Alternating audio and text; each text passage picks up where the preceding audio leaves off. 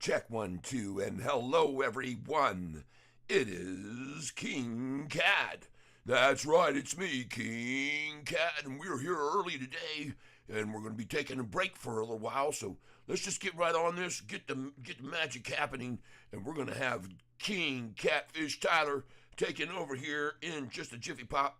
And we're just going to be right back ourselves. So you just hang loose here, everybody, and we're going to show you a great day of entertainment here for at least for a few hours before we have to go pick up our buddy coming in. So that's going to do it for right now. I'm going to try to figure out a way to get the screen up and running because we have two screens going here, two monitors. See if we can make this change and get over there while we're still in the green, if we can do it. And we got to figure out how to get my mouse back over to the other screen. And we might have to come here and change our displays, and that's what we're going to do right now. So just hold on a minute, and we will change the displays. There we go. Boom, boom. Apply. And let's see. Hey, look at that. Now we're over here on this screen. We got to bring my main page up. And now we're going to bring up our display right up under me. There it is. You can see it. And we're going to now show you what's going on here today. Let's get over here to this screen, and we'll say goodbye to this one. Bye-bye. There you go. And we're off and running. Oh, yes, indeed, we are green this morning. As you can see, look at this number we're at. Oh, I decided to pop up. Looks like we're running well. We've got to get this mic situated here, get it nice, turned the right direction. There you go. Hopefully you can all hear me, everybody. I appreciate you being here. I decided to come on and do this because I was thinking, well, if I'm going to be off for a few days, then we might as well get this up and running. So what we've got to do here is go over to this screen now and back to the other screen and see if we can get the other feed up so I can see anybody whose chat comments are coming up. So here we are. We got 4 folks. Hey, welcome everybody. Welcome, welcome, welcome. Thank you for being here with me. And I'll put that down, type it down in here. Welcome, fellow SOFLIES. Come, fellow SOFLIES.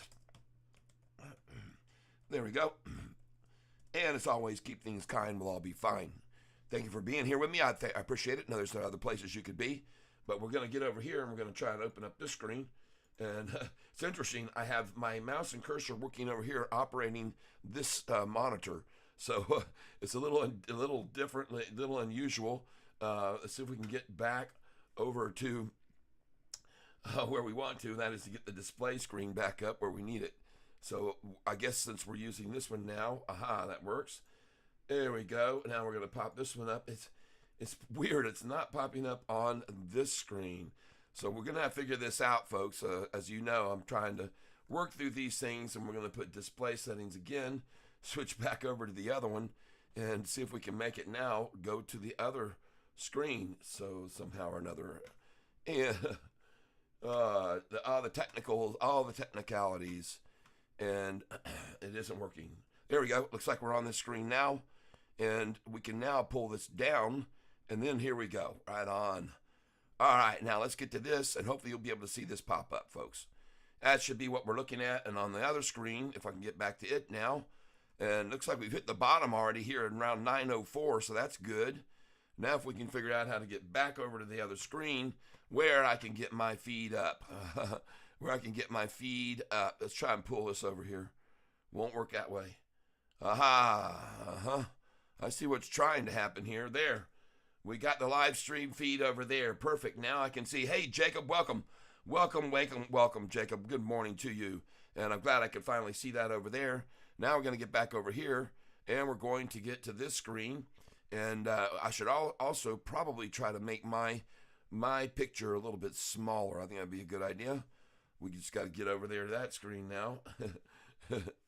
Hey, thank you for being here with me, everybody. There we go. We're on this screen. And now we're going to click on the OBS down here and make my size a little bit smaller. The arrow's jumping around back over to this screen on me. I don't know why. We'll get there. And thank you for being here with me, everybody. I appreciate it. We're going to be doing a little bit of a research here this morning on some charts as usual, and look for any other news. And first, we're going to figure out how to get this mouse. There it is. We're back over here, and we can get to OBS right there. Boom. That's what we want right there. And now we want to take my picture and make it smaller. Oop, like that. There we go. All right. I think that'll probably be about the right size for not taking up too much room on the screen. And now we're back over this way. Look at this. $9 again. Boy, they're really trying. They're trying so hard. And today would be a nice day to see a nice rock solid hold here at $9, wouldn't it? And so now we can put this screen back down here that we've got it there. And we can be tracking, as I said, what folks are saying over here. Got 10,000 loaded, ready to pull a trigger sometime this week. Here you go. All right, Jacob, I hear what you're saying. I got a lot there too ready. I'm waiting for sure. And as I've already told people, I'm looking actually for a major drop on no news. Because that's going to be, to me, the indicator that we're about to skyrocket big time, because I've seen that pattern so many times before. And today, as you can see, we're holding up very well here, right, so far at 9. And just to remind folks, in case they aren't aware of it, where we were yesterday, and we're going to get this mousing situation.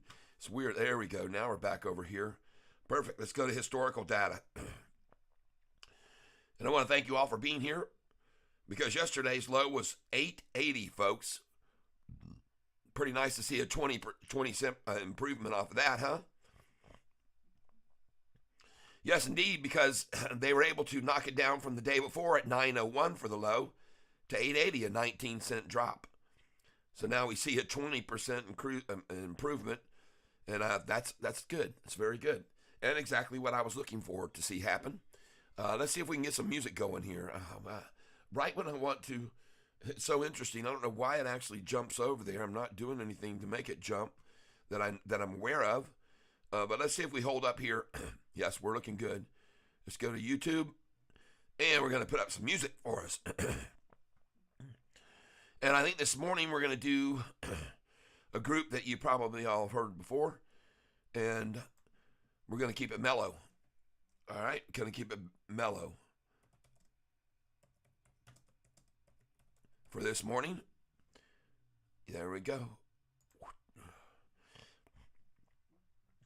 Going to be playing for you my favorite album of all time. David Gates, now a cattle rancher. Here we go. Let's go. No, we're going to the beginning. There we go. That's good. Thank you all 10 for being here right now. All 10 of you, I appreciate you're here for me to check out this SoFi stock and what's going on this morning. And we're looking at the summary page right now to see if there's any news. Let's see what news we got. SoFi's growth is slowing down. Here's why you should buy it anyway. I like that idea. It's funny, they got the key word there is growth, right?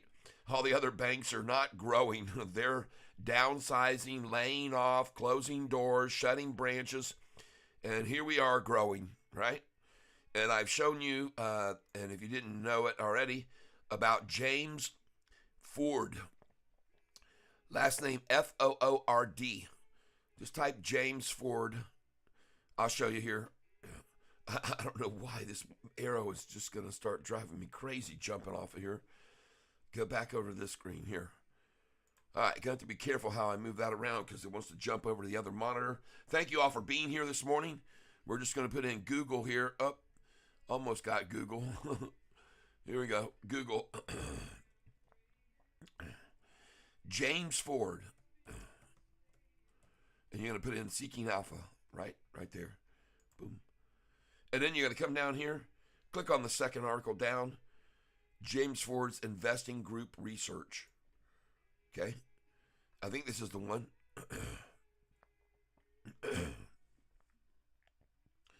There he is. Look at his ratings, 5 stars, 17,041 followers. And folks, I clicked on the wrong one. It must be the one behind that, the one that was at the top. So let's go back one page. Hold on a minute. Here it is, James Ford's analysis. Let's see if this is it. And we're going to see somewhere here, he's talking about SoFi. SoFi, run, Forrest, run, but not too far. Okay. Maybe, here's what I'll do. This will get me even more accurate. What is this live I'm listening to? James Ford, Seeking Alpha, SOFI. Oh my goodness, Tyler. Here, we'll get it. Should be the top one now. Let's see. He's got another article here. SOFI, the Tesla of banks. That was July the 12th. And let's see here. Well, let's just click on that one.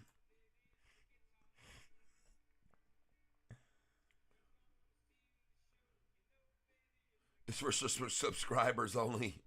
Folks, you've seen me show, many of you have seen me show you this article about SOFI before that he posted up.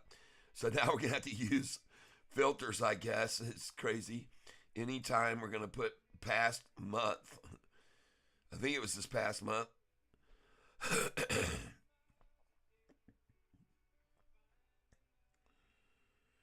Oh, goodness gracious. And here we got a lot of articles, though. SOFI seeking off of the optimal entry, right? Click and read his analysis. Maybe he'll be here. We're trying. Hope you're enjoying the best of bread this morning. All right. Let's get back over here and see where we are. 902 held well, holding well at 9. Very nice, very good. Volume at 2,000,006. Nice. Nice, good volume. We've seen that about average. Looking at that chart, sure looks nice. The RSI is low here in the middle part of the screen. Here again, I've jumped off the page. James Ford, Seeking Alpha, SOFI. Maybe they found a way to move that one off too. Let's try here. This is crazy that I'm not able to see this article that I pinpointed out for you people so many times where he breaks down and analyzes this. And let me just put this. Value about around 20, right? We'll get it this way. Oh.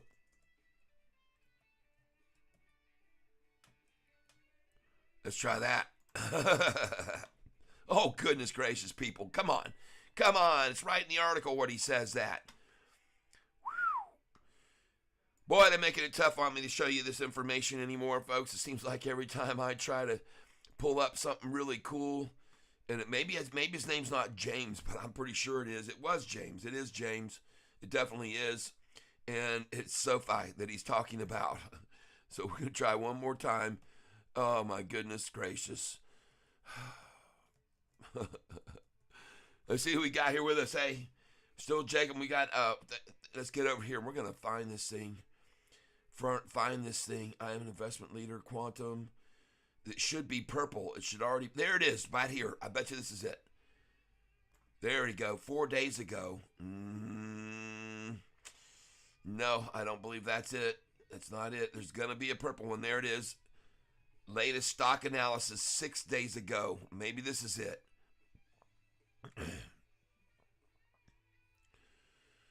Wow. Oh, my goodness gracious, folks. What a catastrophe this is. I can't find this thing again. So amazing that things seem to be so elusive sometimes. So elusive for me. What do we got here? Seeking Alpha, James Ford, Seeking Alpha, SOFI, August 1st. Well, no, it wasn't then. Or maybe it was. Doggone it. Let's see if this is it. All right.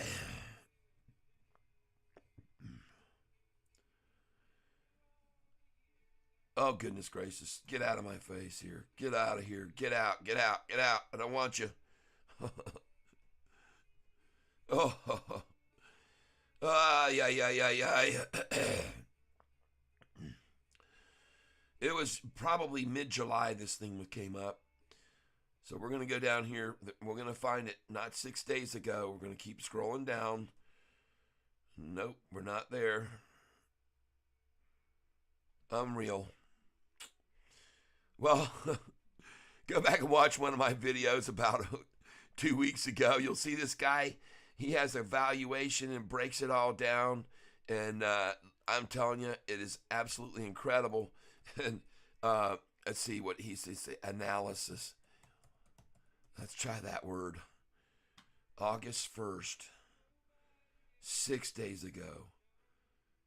Crazy people. 4 days ago. Gosh. Well, what I want you to know about this guy, folks, he's a great analyst. He's got a great score, and he was calling for a $20 price target. And good Lord, if I can find it now, no chance they're going to show it to me again. It just has been evaporated off of Google, even though this is how I've found it about 27 different times to show people this great article from James Ford, Seeking Alpha, folks. This has become, they're just not going to allow it, I guess. It's so insane. But I've seen it so many times, it seems like, when I try to show you folks great news, great articles, things, charts, right when they're popping, whatever. It just seems so elusive. Looky here, folks. We're at 9:10. We have popped past the 9 quickly, and the volume has jumped 1.5 million shares. I like that. That looks very strong. Nice. Very good. For those of us that bought in yesterday at 880, when I came on screen, when we were at the bottom, and it looks like I'm catching the bottom here again today. So, yes, I'm going to get over here. I figured out how to move the screen over. We're going to give James some love for that comment. Thank you. Yep, 10,000 loaded, ready to pull the trigger. Yes, sir. Oh, yeah, awesome. That's nice. And so, hey, for all of you that are here, it's interesting that we're getting or receiving so much trouble trying to find James Ford, who apparently now has disappeared off the map with SOFI's analysis. We're going to try it one more time, and we're just going to put this, and then we're going to put. I got. Let's get rid of all filters. All filters. Just put all new. Get rid of this news. Good earnings, great company, time to sell. That certainly doesn't say anything about SoFi, does it? It's going to be here. You know, this seems to me like how that started before. So let's just look here. Let's just look down here. Maybe we'll find it. It's maybe hidden down below here. Let's go to page 2. Maybe since it's so far back. But look at this guy's ratings, folks. It's excellent. He's 5-star. He's got 17,041 followers. Right? And I'm going to find his investment group research blog. Filter by here. Let's try SoFi. SoFi. The bank of the future. July 18th, folks. Bingo. We have found it by persistence and just not giving up. And folks, this is the article that I promise you, if you read this article right here, you are going to buy more of this stock. I point out down here all of the things and ways they make money. This guy's article is so thorough, so well written up, so deeply investigated. He investigated and he found all of these parameters, all of these growth statistics, and he throws it all out there, folks. But the biggest one to me that meant the most was here's how he's showing how they get their customers to cross over into other products that they offer, and it's just growing by 2, 4, 5 times. So, but here's the one down here, folks, that really, aside from all these, this is the biggest one. Look at these mega banks losing new checking accounts opened, right, by type of institution. Mega banks, 24 down to 17%. The regional banks, 27 down to 21%. And the community banks are only picking up 1% of this 7, 8, 15% loss here. They're only getting 1, and these have dropped to credit unions, see? But look over here at the digital banking, which has gained from 36 to 47%, folks. So this is an eye-opener, and why I believe, regardless of efforts by others to downgrade and tell you that this company isn't worth what it is, I believe it's worth every bit of what it is. And so apparently do all these people this morning that are buying it this morning right here at $9.13, who could have bought it yesterday at $8.80, by the way. Just want to mention that. But they're certainly not afraid to come in here at this price, are they, folks? No, they are not. So thank you for being here with me. I see there are 15 here that are looking at what I'm presenting. I appreciate it. You don't have to comment. You don't have to say anything. You can watch from the sidelines. That's okay. You don't have to be in on the field. But I want to thank you for being here. And I also want to let you know that I have my best friend flying in today. I will be picking him up at 1 o'clock at the airport. And therefore, I am going to be playing with my friend and his wife for about 5 days. And that will not permit me to get up here and be running my regular show, Catfish on the Live. But there might be a chance that we'll throw him in on the mix one of the days and be a part of it. So you can see my friend Kevin, and I've talked to you about his company, Award Design, which is right here, one of his nice caps. And there it is right there, folks, Award Design. Some of the best cabinetry you're going to get your hands on, or the best, because I tell you, the equipment that he works with and the technology at his facility and the type of woodwork that he puts out, cabinetry, and it's not just new homes, but restorations. He actually did a whole restoration for my mom and dad in the condo that they have there over in New Smyrna Beach, and redid all their cabinets for them gratuitously, I believe. And that's just the kind of guy he is. I've talked to you about him putting on his big barbecue festival, which is going to be the first weekend of, what did I write down? February. Somewhere it's written down. It's going to be, I think, February 2nd and 3rd. But you got to get over there. Get over there on the Saturday that weekend at the Smoke on the Water Barbecue Festival. Saturday, it's a couple, I think, $1 or something to get in. You know, $20 on Friday. But, folks, the entertainment there and the bands that you'll be hearing, as well as the absolutely fantastic barbecue and other things going on, a massive bonfire they have with a second stage down by that area, right on the lake, folks, and they have a skiing show that they've put together and all kinds of cool stuff for you to check out. Just like this cool fact that Sofi is turned off the bottom and all the fears, and we have an announcement that's coming out today. I believe it's today, and may have already come out. So let's go see what's going on with the headlines to see what's going on in the headlines with the announcement. So let's see. Let's just put in Google, and we're going to put Fed announcement. All right, Fed announcement. Okay, good deal. Thank you, beautiful. Yep. Let's see here. Here we go. The next FOC meeting will be held on September 19th. No. July 26th. Thursday's inflation data may be low, but don't expect the Fed to declare. Okay.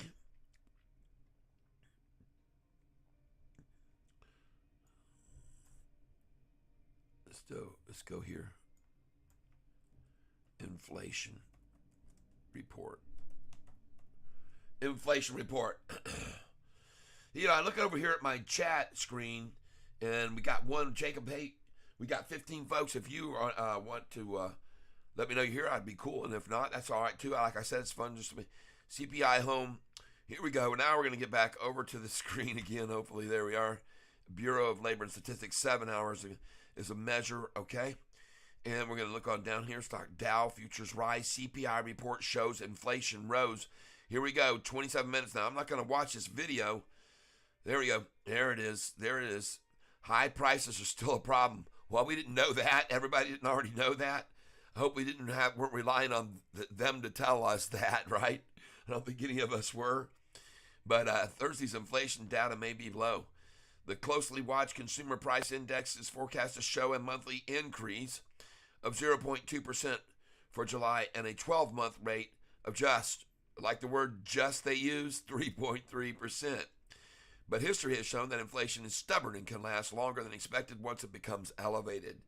Former Fed Governor Richard Clarida told CNBC that central bankers don't want to declare mission accomplished too soon.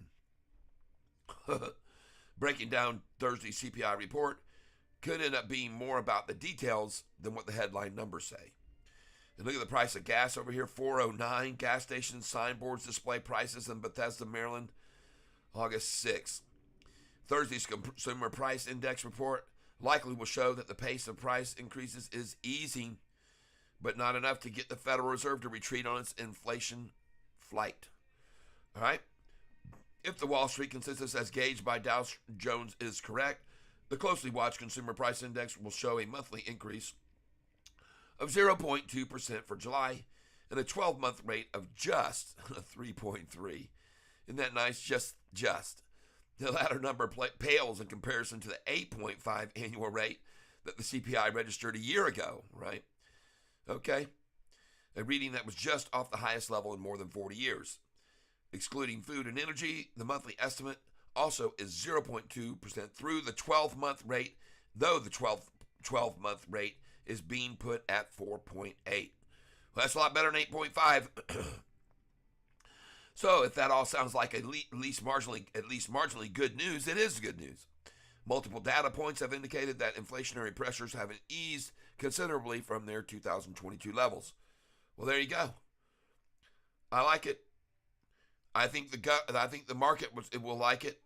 I honestly do. Somehow I got back over to that screen. Let's get the market's going to like it, and SoFi's going to love it.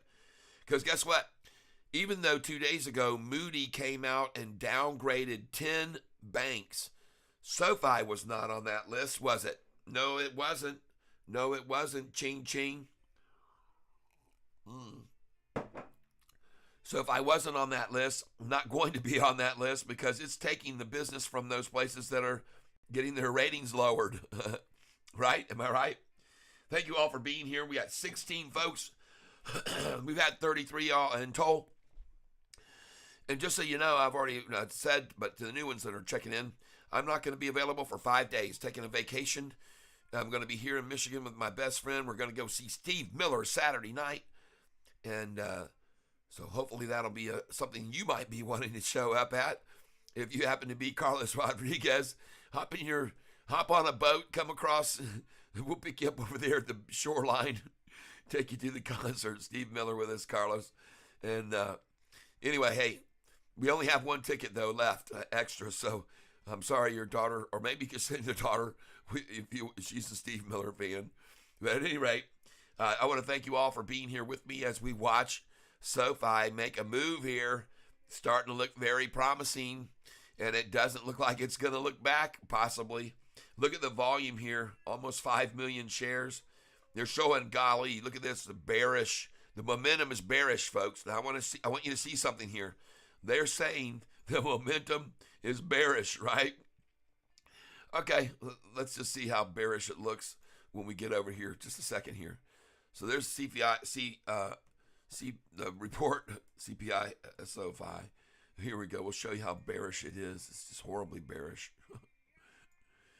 This is what they're calling bearish, by the way. I'm going to laugh. What happened there? That's not supposed to happen. Get back over here onto the screen. You're not even in the right realm. Get out of here. What did you do? All right. Well, that's not going to happen for sure. I don't know what happened just there. I don't know what I've done, but you're out of here. Bye-bye. We're going to open it up again back on this page. Get back over here. The technicals. SoFi. There we go. And my mouse jumping off on me. There it is. Yay. Success. We've got success going on all over the place. Look at this thing running, folks. Hey, look at this thing go. All right, now we're going to get to what I wanted to show you, historical data. And let's see the momentum which is changing. The momentum which is changing. This is weird how it's wanting to jump off the screen. No, I don't want you over there. Don't do that to me. God dog it. Oh, goodness gracious sakes alive. What in the world? I guess you can't. We're going to have to. How do I poke a new one in here? I guess I'll have to just not move it. Just leave it over there at the end. Jeez, oh, Pete. Unbelievable. Wow. All right. Let's see if I can move this one over here, because I don't care if it jumps the page, and then we'll move this one over here. There, it jumped the page. We'll move it back over here. Come on, move back over here to this screen. Ah, goodness gracious, folks. Bye-bye, best of bread, too. Sorry. This is something else. So funny. At least I got my three loaded up over there, so that's cool. I got them next to each other where I want them, and now we'll come on back over here and we'll restart what we just shut off, because we got to have our lovely best of bread music right here, right now. Thank you all 16 people who are here with me right now checking this out. And we're going to go back to the library here, and we're going to pull up Best of Bread again. Boom, and it'll start hopefully right where we left off. And hopefully, I want to say thank you all for being here. I'm going to be a very short session today. I've got to be leaving here in about an hour and a half to go pick up my best friend flying in and his wife. And boy, we're going to be having some fun. Oh my gosh, what's happening with SoFi? Do we have a breaking story, folks? SoFi's growth is slowing? No, nothing. But look at it start to soar, folks. And this is no surprise to me. I told you, folks, that this war of attrition was going to be in our favor. And right here, you're going to see what I am talking about, because I have this pulled up. And now let's just go to do it here, historical data. And we'll change this one to the charts, which is what I usually like to have done, right? There we go. So here's momentum. Momentum is down, says Yahoo, even though the volume has jumped from 28 million day before yesterday to 43 million, 15 million more shares yesterday, okay? So, but that, if you look on this, is an indication of bearish momentum, okay? All right, well, whatever, Yahoo. You throw whatever slant you want on an angle. You take whatever approach you want. But that doesn't look to me very bearish to see the momentum building. And but it's not a surprise to me. Oh my gosh, look what Yahoo has done, folks, here. Yearly target has just been raised again to 1009. What? What is going on with Yahoo? They went from 811 to 972. And I remember that number specifically, folks. The reason I remember that number, 972, is because of this right here. I've told you, folks, this is a common number for them. Look here, 973 right here. They knew it. They like it. You'll see it in other places. Here's 974. And then we'll come on down here. You'll see it. It's sometimes 972 has been the resistance to the upside, and other times 972 has been the resistance as it dropped. Okay, so around that number anyway. So you see the 974 right there, and if you'll look around, you'll see it. It pops up many times. There it is right there, 972, right? And so that's what Yahoo decided to pick as their new number after the earnings came out, and now Yahoo has stepped up and raised it even more. Hallelujah. They're coming around to figure things out. And isn't that interesting? I'm showing you, try to get this thing back over my cursor. I don't know what makes it jump here. Here we go. We're back. Oh my gosh, what is going on here? Look at that. 920. Ching, ching, everybody. 40 cents up from buying in with me yesterday. How about that? How fun is that? How fun is that today? This thing's starting to take off, just like I say. It will, and it's going to continue. It isn't going to end. This is going to be the beginning of as I said, possibly 17 out of 21 days with a higher low, like we saw after the beating that we took back on May the 1st after earnings. And here now, as I pointed out to you yesterday, folks, we, I can go over this screen maybe and refresh the page, make sure that we've got everybody who's commenting up and there. So we don't want to miss anybody who might be saying anything. So, but man, this looks so strong here right now. I like it a lot. Right? Looks very, very good. Very promising. Yep. All right. And we're going to enter. Okay. And we're going to go here and we're going to get in here and start doing what? Selling, right? No, not yet. We buy it as it runs, right? I told you that.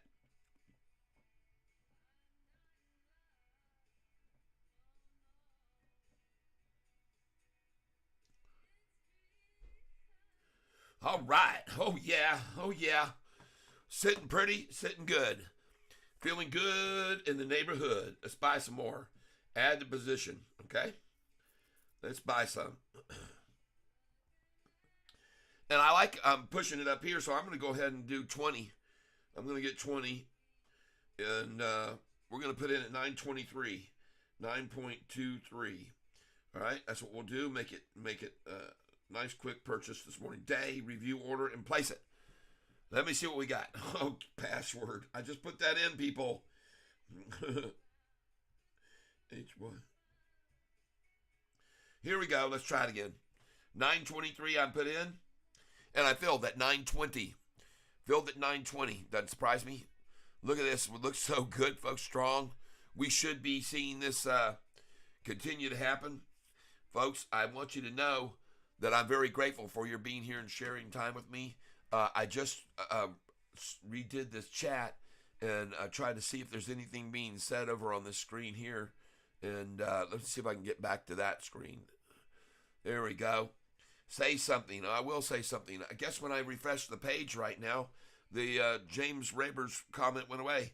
So, hello, fellow SOFLIES, and welcome. There we go. Yep. And we're going to put that in. Boom. There we go. All right. We have 14 concurrent viewers. We've had 40 total that have dropped by to check a look at what I'm saying today. Watch me buy some more SOFI as it makes it move right on up. And I'm very grateful for your presence here as we're watching this move take place. And 923, there we go. Right on up, ladies and gentlemen. Riding right on up. Congratulations for all of you who happen to be with me right now and making money since we bought yesterday at 880. And folks, I'm going to go back. I'm going to go over here and show you something about this, the interactive chart. Not the interactive. Here it is. Right. Let's move this to the 1 day. Here we go. So, as with every instance, an attempt to drive this stock below the 200-day turns out to be an absolute debacle. And the reason I'm showing you these charts is because I go back to the last earnings call when we beat the street and the price had been 623 on the Friday. Down here, very low volume, 16 million, 17, 18, 16, 20. Started to rise. The price was rising. They beat the street, closed at 623 Friday, opened up 29 cents higher, actually went 31 cents higher, and then came 360 million shares to work this price down to 459. Now, folks, that was a 29% drop, okay, on all this volume, 360 million shares. Well, the relative comparison I'm showing you now is right here. All right, the price was at 1170 on earnings day because they helped run it up to that point. Is my feeling that they went long that morning instead of what they did the time before, and the price went up, as you can see, from $9.60 up $2.10. But if you go 11.70 minus the price they dropped it to yesterday, 880 right there, equals, divided by the first number, 1170, equals times 100. That's a 24% drop. 24% drop, folks, compared to the 30% drop on 360 million shares. Okay? Now, look here. Since the earnings came out on July 31st, look at the volume that came in on it there, right? But then look at how Just like last time, it took them 4 days to knock it down. This time, they trickled in the volume instead of 160 million all at once, and then and then 120 million or whatever. They trickled it in 88 million, 62, 37, 42, 43. You add this up, folks, which I'll do for you. Guess what you're going to find out? Last time I showed you 360 million. This time, how many million? Let's try 88.8 plus 62, 62, 86. And let's make sure we do this right. 88.8. 88.8 plus 62.8 plus 37.6 plus 42.3 plus 31.6 plus 28.1 plus 43.2. And folks, add now 5401, 3339. So 339 million. Last time 360 million before they ran out. Okay? All right, so that makes sense to you. We're there and we're close. And so why now? I'd say we might see 17 out of 21 days is because the last time they pulled the 5-day rundown or 4-day rundown and they knocked it down to that low of 459, then folks, what happened? I've shown people this before, but for those of you who don't know, this thing went crazy. It went up 1 day, 2 days, 3 days, 4 days, down one, but these are the highs. Let's go on the lows. 1 day up, 2 days up, 3 days up, 4 days up, 4 out of 5, 5 out of 6, because here's where they came out again, May 15th. And then they tried the David Chiaverini downgrade because it was going up. And then after that downgrade, folks, an 103 million attack on David Chiaverini, a half of a quarter of a star analyst with a return rating. He's picked right like 120 out of 300 times. And this person's dropped his story saying that SOFI was only worth $250 a share. And this guy made the price. How he could have done that must be the most accomplished thing he's ever done, because he's failed at everything else. He's never made any money on this in the stock market. He's been a failure. Well, he has made money. He's getting paid somehow, right?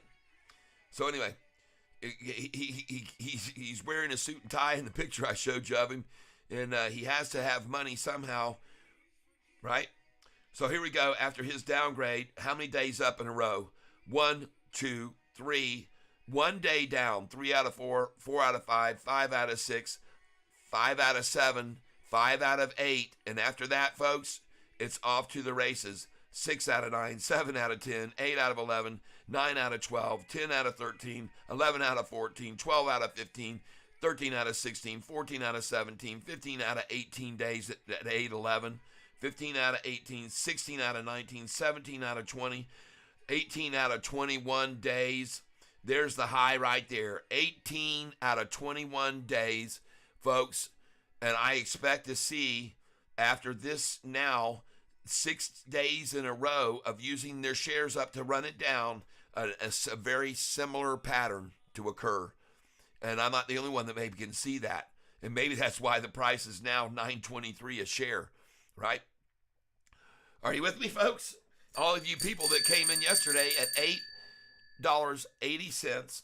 And here's something that I've said to you all many times. Thank you for being here, UK Echo, and your comment. I appreciate it. Let's see if I can get up here and get over here and bang. Yay. I caught it right on coming in. So there you go. There's some love for you. I appreciate you being here with me, UK Echo. Yeah, we're right on here, man. We're rocking and rolling this morning. We're making money. And folks, the reason that we are is part of the reason is because, as I told you, we were going to see this pattern. It's a similar pattern. See, back here on May the 1st, when they came at it, they were at it 4 days straight. Bam, bam, bam, all the way down to 459, right? Well, I got news for you, folks. From that number up to here to $10.23, That is a 55% increase climb, okay? And I just showed you how many days it was in a row that it went up after the trouncing, right? So now we've had the trouncing again. Here it is, but they've drug it out this time on minimal volume comparatively. They're just trickling it in here. And by the way, they didn't want to see the volume increase yesterday from 28 million to 43 million, a 15 million increase. Are you kidding me? They didn't want that. Regardless of what was happening with these highs and lows, they had to get to that number to make this even come into play. And now what? It's all backfired on them. It's all doing exactly what I told you it was going to do. This thing cannot be held back under $9. I told you yesterday, take a picture at $8.80, didn't I? I said it. I said, take a picture at $8.80. Never, ever may see that price again. And put it on your wall later on and show everybody. Yep, me and Catfish Tyler, we bought this daggum stock at $8.80 a share. 80.81, 8.82. And how many times have I bought at 8.88? And I told you, every time I bought this stock at 8.88, I have made money. And so have you. And by the way, Shania, if you're going to be around dropping in, I want you to know, hey, we're getting very close now to seeing your number come into play. Because once this breaks past 9.55, that's my number I'm calling, 9.55, then we're going to see it quickly escalate past 10 again. And you'll be in good shape. Just average down, okay? Get some more here on these drops every day, like 8.80 yesterday. And if you were at 10-something, 10.20 average, then you can bring it down to the, 9.80 or something, range. That's my suggestion. Anyway, thank you for being here. Yes. I am only going to be here for you folks for about another hour, and then I'm going to have to shut this all down, maybe an hour and a half, because I'm going to be taking a vacation for 5 days. I'm not going to be available to share with you, but I am going to let you know that I will certainly be back on Tuesday next week. And so that's what I want you to know. I'm going to be quite busy and having a lot of fun with my friend Kevin of Award Design and the guy who puts on the barbecue festival I told you about. So we're seeing us making a very nice move here. Very, very strong. Looks good. I like it a lot. And if they pull this back, I'm looking for this number here, okay? Right here. 9.14 to drop to what? 9.10. I'm looking for a 4-cent drop. So 9.23. I'm looking for 9.19, where I'm going to put my order in right now. I'm going to put in another one. Reuse. And we're going to put 9.19 here. And there we go. We're almost there.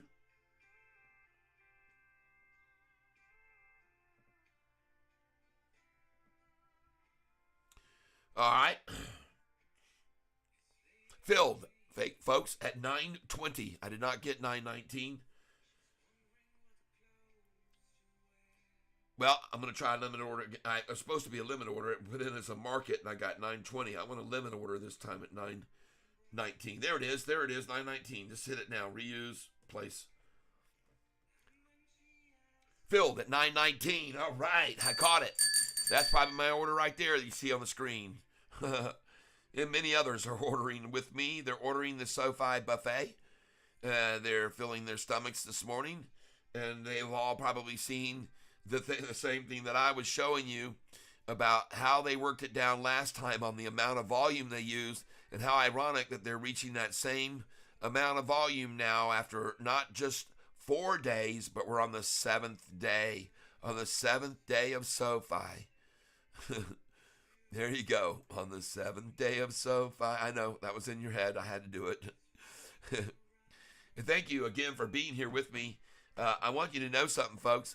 Go over here and read this SOFI, the Bank of the Future article that I found by James Ford, this person who has incredibly positive, good, winning investment decisions. And he values this company at close to $20. And there are all these reasons why. And folks, this isn't some David Chiaverini thrown together with a house of cards. This is solid weight that proves everything, all their profits, their positive EBITDA, everything is just so well put together here, folks. And you just got to look at all these charts. Every one of them looks identical. They're all just going up, up, up, every single one. And there's his final thoughts. I'll read them for you. SoFi is a fast-growing company with strong fundamentals. While it is hard to value, I think this should be worth at least 20 as of today and will be worth a lot more in the future. Until proven otherwise, it seems like SoFi is a consumer favorite, executing well in terms of growth and profitability. So there you go. This is just one of my many exciting. And folks, this guy is a very highly rated person, okay? He has a good rating. He's the investing group leader, and I might be able to get a little more on him here. And let's see, 5 stars, 5 stars. So, hey, folks, you know, this is just the way it is. You can either believe people like David Chiaverini calling for a $2.50 price, or you can go with this guy who's done this kind of research to figure out where we really should be in price and has a true understanding of what's going on. So let's see if we can get back over here. I got my mouse jumping off the screen and going to the wrong page for me again. And I was able to get to that. There it is. Now we got it. And fortunately, I was able to show you all that before they did this with me. So now we're going to say bye to this one here because we don't want to log in. And but thank you for showing it to me. Finally, I found it. And I should probably put this doggone thing on my favorites because I've had so much trouble finding it. So there it is, save. Next time I won't. I'll be able to find it quickly, and we're going to say bye to that right now. And there my mouse cursor jumped off the page. We're going to get back over here. All right, no big deal, folks. 919, and like I said, you know I'm not piling in. I'm not piling in on it. No way. When I'm going in light. And I watch and wait. Then I go in for another bite, right? They might try to get down to 9:13 during lunchtime, or it's almost 10:30, so the algos kick at 10:30. And as I've said to you before, they really haven't been starting to come at this until about 11:15 as of late. So that's what we're usually seeing, right? But, hey, how do you like the looks of this chart here? Look at this thing. Look at the one-day chart, my friends. Look at the blue jumping away from the gold. That's the blue 45-day getting away from the gold 50-day. And I want to thank you all for being here and appreciate it. And we're just going to be spending a little bit of time here looking at this one-day chart. And here we go. It's going to finally load up for me. Yes, indeed. And I haven't even done it yet, but we're going to go here to the main page and go up here. Let's see how the whole market up nicely. The S&P cranking it, the Dow cranking it. And folks, did I not call this yesterday? 100% call this. After I saw this shenanigans in the rundown yesterday, I saw it. I called it. I said, folks, this report's going to come out tomorrow, and suddenly everything's going to just disappear. All the fears will go away, and mysteriously the prices on everything will start to rocket on up. And did I not call that one for sure? Yep, definitely did. And we bought 36 cents less than where the price is now on SoFi as we look at it, even though they're trying to hold it back. It doesn't matter. It's not going to work for them this time around, folks. Too many people that can see the history, right? And if they look closely, they'll see here after this earnings report came out and it went up $2.10 that have we got back to this figure here where it was before 960? No, we're below that even. So congratulations, shorters. But I point out this price from 1170 drop to the 880 low was only 24%. And that was with this massive amount of volume over all these days when last time they dropped at 30%. It was 29 to be exact. But this is a weaker attack than the last time and a less of a pullback than the last time by almost 5%. Even though they planned it out and strung it out this slow, low way, it's still not working for them, folks. This thing's going to turn and run, and it's going to run on them big time. And you pick it up at 913 right now. Good for you if you do. Because how many times have I bought this at 913? I'm going to go in now, right now, and buy it at 913. I'm going to put my order in right this second. Oh, come on, give me that. Well, I got an order, a limit order at 913. We'll see if it fills or not. Let's put one in at 914 too, because I don't think they're going to get there.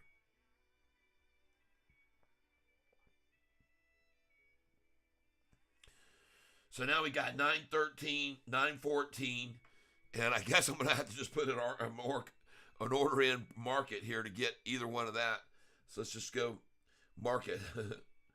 Try it again here. Reviews. Hey, I just got 914 filled. Just filled 914. Just filled at 914. That's good. I'm trying for 913. I got my order sitting there. Thank you for being here. Yes, Revon. Hey, good morning, sir. Good morning to you. Yes. Welcome, welcome, welcome. Happy, happy, joy, joy.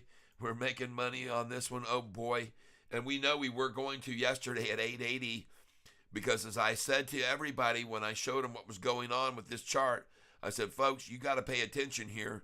When they came at it on May the 1st, the last time after earnings, they came at it heavy with a total of 360. If you add all these up, that's 360 million shares to get this price to 459. Okay? And then they tried to bring it back down on May the 15th. I show it right here. They tried to kill it with the David Chiavrini ad. And you can see the volume had been kind of low, but when the David Chiavrini pet came out and they knocked it to 445, then after that it was 18 of 21 days straight up after that to 1023, a 55% increase. And let's just calculate from here, since we're seeing similarly the same action from them now. 55% increase off of the low they got us to this time would be how much? Well, let's take a look. Here's where they got us to this time after stringing it out. Not just a 4-day run, but 1, 2, 3, 4, 5, 6, 7 days, a whole week of running at it. And then they got it to 880. All right, well, yippee, 880. So that's the low, 880. Last time we saw the low went to 459, and it went up 55%. So from 8.80 times 55% in a week and 10 days, that's what it took last time, a week and 10 days for that to occur, equals plus. All right, let's do it the other way. I did it wrong. 880, 8.80 times 55% plus equals 1364, folks. That's why my number's in that number range right there, because history often does repeat itself. And I believe that we're seeing exactly what we wanted to see here. The exact same thing we wanted to see, we're seeing. And I love seeing the volume now already at 8.5 million shares. It looks like another very good day for volume. And it looks like people are not afraid to buy this stock. And look at Yahoo raising their yearly target price from 972 to 1009 today. How do you like that? 1009 they've raised their target price to. Why? Well, I say they must have gone long, because all along here they've had the target price below what the current price was. When it was at 10 and 11, they were at $8.11. Then when it dropped down to where it just did, then they raised it to 972, which was interesting, right after earnings. And now they've raised it again to 10. Chasing this stock just like everyone else is chasing it, folks. Chasing SoFi. That's what they're doing. All the analysts. I already showed you, folks, that these analysts, with their reviews, hey, the reflective view, top of the morning, yes, yes, yes. Thank you for being here. I got my 2 screens set up so I don't have to jump back and forth. I can look over here and see when people pop on. Thank you for being here. Thank you for sharing in this time with me. And, folks, we got them in a sling now, folks. Watch what we see happen here the rest of the day. I think you're going to be very impressed with what happens off of this little double, now triple bottom higher. Let me show you what I mean. Here was the first bottom right here this morning, right? Price was at $9. It says $8.97 there. My day's range here says 9 to 912. Let's refresh this page. Hey, my 913 order just filled, I'm guessing. All right, that's cool. Cha-ching, right? Every time I bought this stock at 913, I've made money too. Yep. Because I bought it at 913 and sold it at 11.66 cents. 11.66. Wow, nice. And we're going to do that again here in our future. You'll get to see it again. The number will be there, and it'll go right on past that. Now, I didn't sell all of my shares. I only sold like 2,500 shares at 1166 and kept 5,000. So, and now I'm up to, again, 5,600 or so because I've been nibbling every day on these lows, like right now, right? And what I mean by the triple low is here's the first low. They got it to 895. How strong is that? And then after 895, they got it to 910. And now they've dropped it to 913. 895, 910, 913. You see the pattern. Let's see if we just continue with it. We'll see if we see a drop below this point right here, or is this going to be the triple bottom, and then off she goes right on past it. Let's see right now. This is important for them to get below this number here, 910. If they can't do it, then we will have support at 9. We'll have support at 910, and then next support will be, my feelings are, 944. So let's just see where we go to, or 933. One of those. Just making a little guess for today. I'm not sure. Could go way higher. On any news that comes out, folks, this thing could just skyrocket in an instant. And let's see if there is any news. Nope, nothing new. Nothing new since the Motley Fool. But there is news here, and that is Yahoo raising their target price to $1 higher than where we are now. How you like that, folks? All right. Just want to bring that to your attention. Part of the reason that you folks come here is because I sniff around and I dig up things and I tell you things that others might not be aware of. And let's go. I am suspicious about this 7-day rundown because on the 4-day rundown, guess what we saw happen? We saw 20 institutions add positions, take up new holdings in this stock. The number ran from 613 to 633. Well, now we've had another 7 days of it, so let's go look at the holders just coincidentally as we watch it bounce off 911. And there still are 633, right? Morgan Stanley's up to 59 million of worth of holdings of SOFI. This is the bank that downgraded us 2 downgrades ago, right? All right, just so you know. Just keeping track. I like to keep track of things like that. Come up here back to the summary page. Let's go up here and see what they're saying in the headlines on the news today. And look at everything just making a nice little recovery from yesterday's No, I can't say that word. It doesn't exist. What do we got playing here? This doesn't sound like the best of bread to me. Have I told you lately? What in the hell is that thing doing in here in the best of bread? Winds of change. That's not best of bread, folks. I don't know what's going on. I guess we'll let it keep playing, though. It's not bad.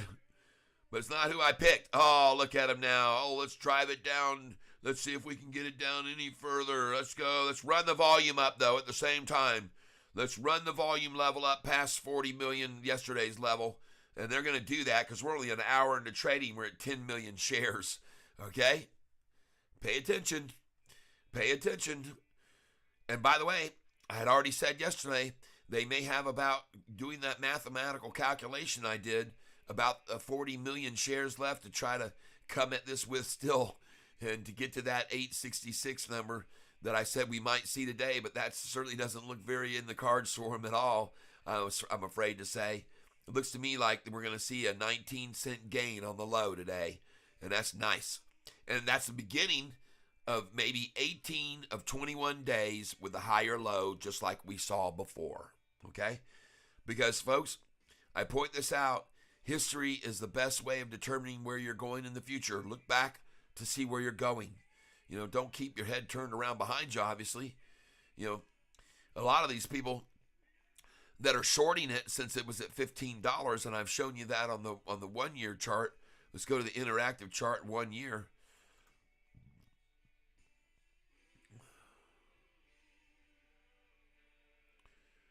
All right, working for 1 year. There it is. So, folks, here you go.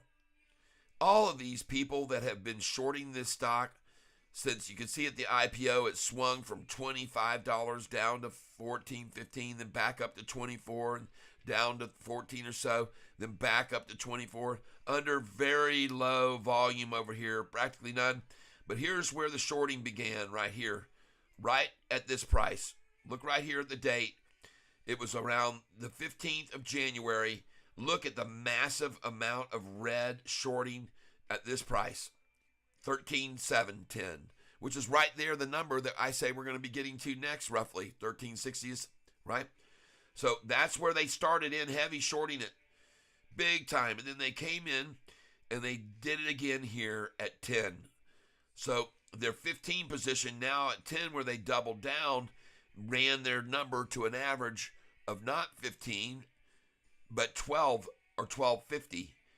And then look how heavy they came at it here when it was at 760.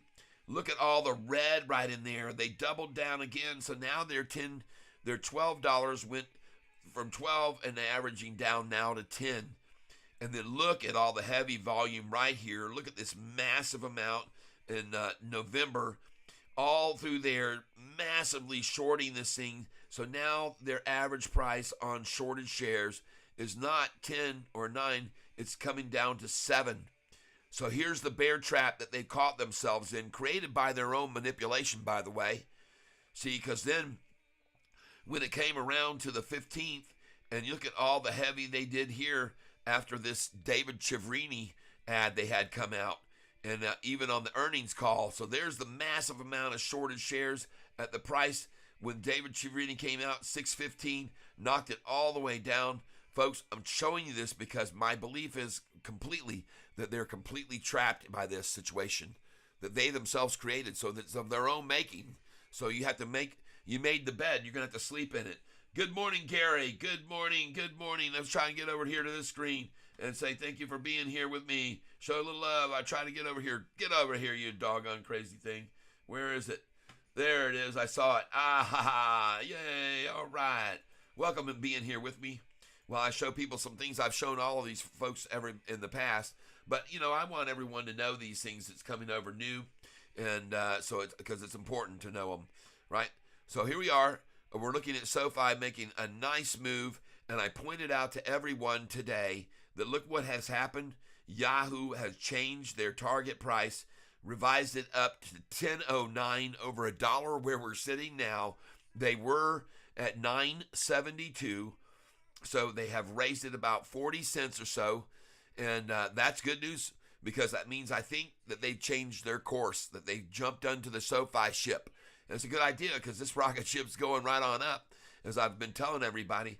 But I think it's interesting that they're trying to show people here the bearish sentiment, and they're showing it was momentum. They've now changed it to commodity channel index. Okay, well, I know what that means, folks, and what that means is things oversold. So that's where we're going to see this thing. They're calling it oversold, the commodity channel index.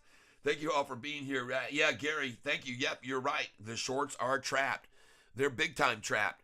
And they got themselves in a real mess here that they can't get themselves out of. They cannot keep the price under $9, as is obvious and was shown yesterday.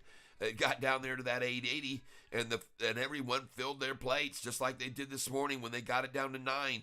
They filled up again on it, and here we got the 1030 algorithm, and they can't push this below 9. They're going to be so screwed, absolutely screwed. Folks, this is a double bottom we're seeing, and the last bottom was 897. Okay, they show over here 895, but folks, that's a far cry from where we are now. That's 19 cents away from where we are here, right? If their big algorithm 1030 takedown, good luck for them is what I have to say. They're going to need a lot of luck. They're going to need a lot of luck.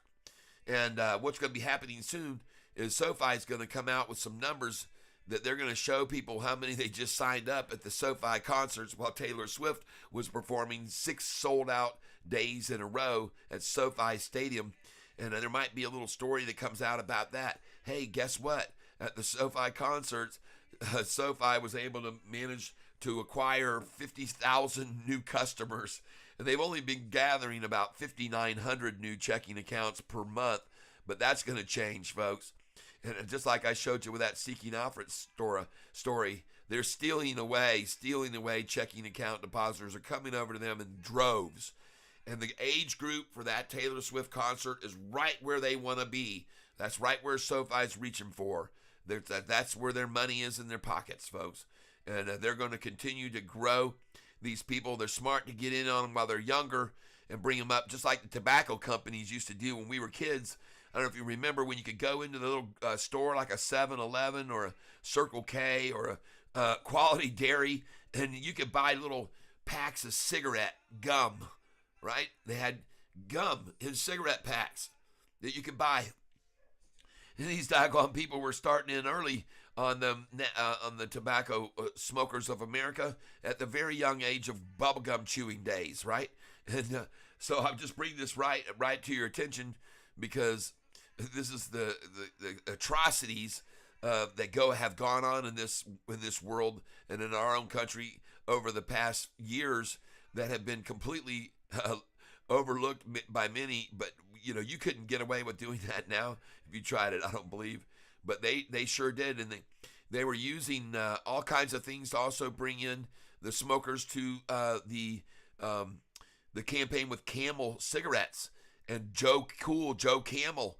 And they finally had to, I guess they passed a law, couldn't use Joe Camel anymore, too appealing to children. Finally caught on to that idea. And, but yeah, it's target them when they're young. And SOFI is wise to be doing the same thing, but they're not doing anything that's going to hurt the children, my God, and cause lung cancer for them later on, have them chewing their little Marlboro bubble gum. And there were others out there. Winston, I remember Winston had them, and you got by go into the store as a little kid, and you could act cool like people you saw smoking that you thought looked cool, including, by the way, if you don't remember this, believe it or not, even on Mayberry RFD, even on the Andy Griffith show.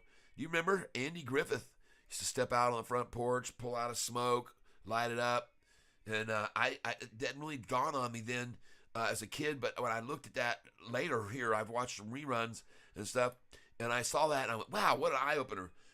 Here's a guy, upstanding citizen, raising a kid, morals and all this, puffing away on a cigarette. And there was more than once. He did it several times. I saw several episodes where he was smoking them. Anyway, that was all just part of the ploy. Gary, nevertheless, these guys play different rules. They actually collude to bring the price down. Oh, absolutely. There's no question. I say this in order to let folks know, to hold on to their positions. Very true, Gary. Very, very true. They work together as a team. I've said this to folks many times, and I call it they're kissing each other. Shorts kissing shorts. When you see shares being sold at the $9 range, when yesterday they were sold at $8.80, you have to wonder, why would anyone logically sell at $9 when the price was $8.80 the day before for the low? If they were scared to death and wanted to sell, they would have got out at $8.80. So there's no one in reality selling at $9.04. They would have already, all those people, been liquidated and out. See, that's my point. So this becomes Mr. Obvious situation. And now what becomes even more obvious is that it's time to buy more SOFI. So I'm going to pick up my computer, and I'm going to, right now, buy more. Reuse order, and we're going to put in our order at 9:05. 9:05. Yep, that's what we're going to do. And review order, and place it. And I filled at 9:03. Okay, I'm happy with that. That's a lot better than 8.80 yesterday. And I'm just enforcing and increasing the value of my positions. There's no question about it. And see if I can figure out a way to get over to this screen. Yes, I can. Give some thanks for that. Cool comment there. Thank you, Gary. Yes, very, very true. All of it is very, very, very true. And what else is becoming more and more obvious to everyone is what's happening with the volume. Look at here. We're already at 10,000,005 people. 10.5. And that's in their efforts. They're doing this to their own selves, increasing the volume daily. And let's go back here just curiously. Hello, David R. Thank you for being here. I appreciate it. I've figured out how to make these dual screens work. I have some little mousy sound going on behind me here. I see my curtain moving behind me. There's a little mousy sound, and it might be my beautiful wife. What's that? Okay. Hey, hey, folks, just give me a step away here. David, thank you for being here. I appreciate it. Everybody else, I appreciate your presence and what I'm showing you. And this is very promising. When I get back, folks, I'm just going to leave the screen as it is. When I get back, I'm going to see the price. My guess, 908, or maybe. It depends on how long I have to step away. Just hold on, though. I'll be right back.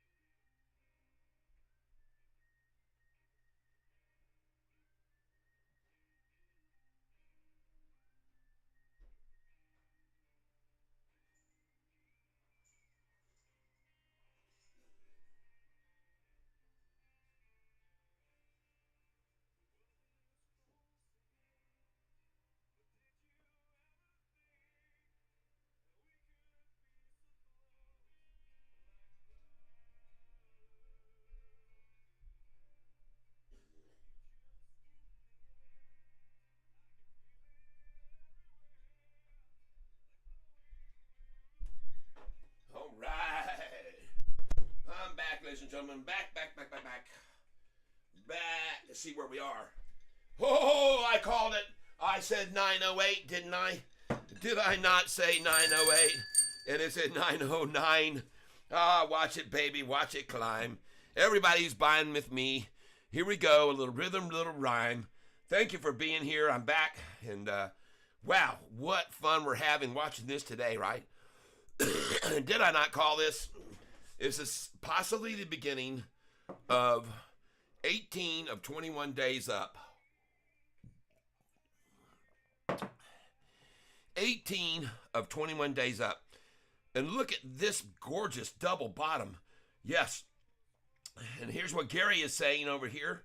In case you didn't notice it, I'll get over here onto it. Hopefully I can.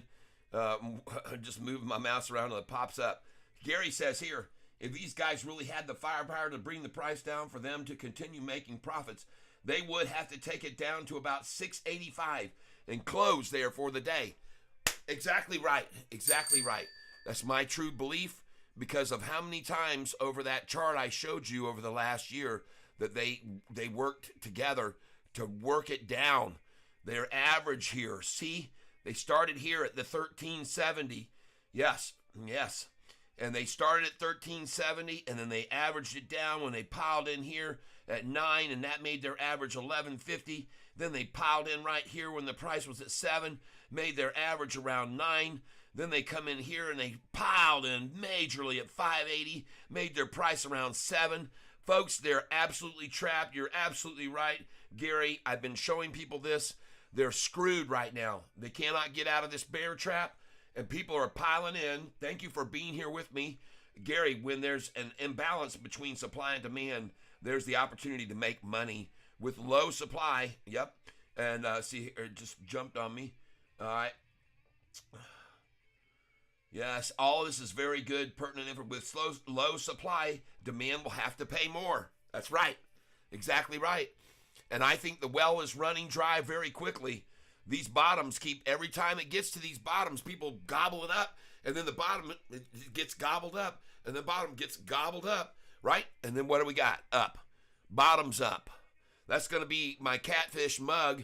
If you want to get a catfish mug, you can start helping me fund it right now by going over to my Cash App and putting in catfish mug. I'll come over here. I don't want to do it on this screen. I'll do it on the other ones. Let's try and get this thing over here. And we're going to go to right here, my TikTok, TikTok, and I'm going to show you on my main page here. And I am going to start broadcasting these on TikTok live because I have 10,300 followers on this channel. And I'm trying to grow this YouTube channel to over 1,000. And I can cross some of these videos over, but I'm going to start doing my broadcast instead of on YouTube, on TikTok, or not instead, but on both formats. But what you can do here is on TikTok, see right here, this is me, Tyler Self 8, and there's my Cash App. I'll just copy it. Boom. Anybody that wants to give, this will make it easy for you to do that. And now we're going back to the best of bread. Did we end? Oh, got another one. All right. Oh my goodness, they're not playing bread. These people are jumping all over. I love what I'm seeing with this price right now, though. Don't you like what we're seeing here? My gosh, everybody who's now up 18 cents on their buy of the low yesterday with me, congratulations on that.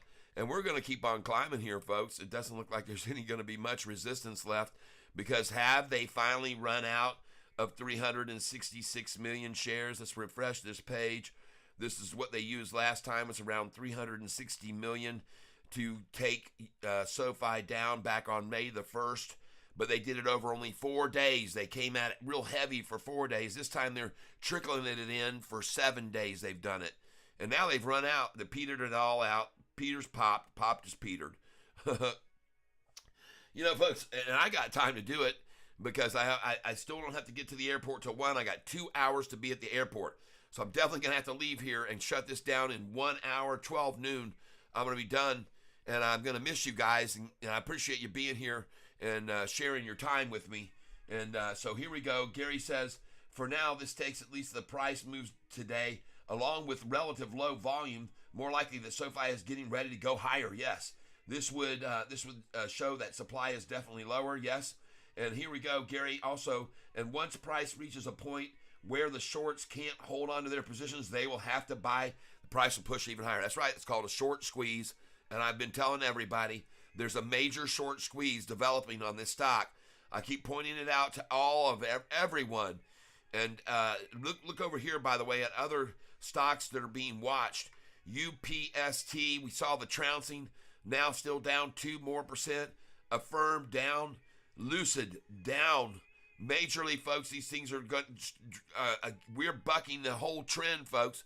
And look at the whole market now trying to turn it south. The NASDAQ down. Russell hit the top. Now they're yanking it back. So this is in compliance because we're in the Russell. We are not in the Russell 2000, however, everyone. We are in the Russell 1000, which is an elite group in the Russell. And the Russell 1000 is where over 90% of all the money is in the Russell.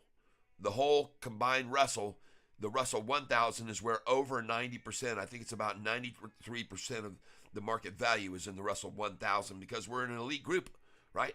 We're not the average Joe. We're the big boys. We're one of them. We're growing, taking away market share, taking away, and coming over here. Look at this revenue. Wait till we see what the next one's going to be, folks. I can't imagine when they come in with all these people coming in through their doors. And by the way, here's what they got to do to come through SoFi's doors. Whoop. They just entered the bank, and they got all these things that they have access to through this device in their hand called a phone. Right? So they don't have to jump in their car or even buy a car or have a car or a bicycle or anything, a unicycle. They don't need any of it. They can just jump right on this right here, boom, from their living room or where they're sitting with their television control, the remote or their gamer controls, and they can do it all right there, right? It's easy for them. And this is the wave of the future. It is the bank of the future, just like James Ford said it is. And this is the reason that we're seeing them be attacked so many times over by downgrades from people raising the price from their previous upgrades. See, because when the price was knocked down into the fours, those people the analysts were saying, it's worth at least 550 or 6. Well, shoot it.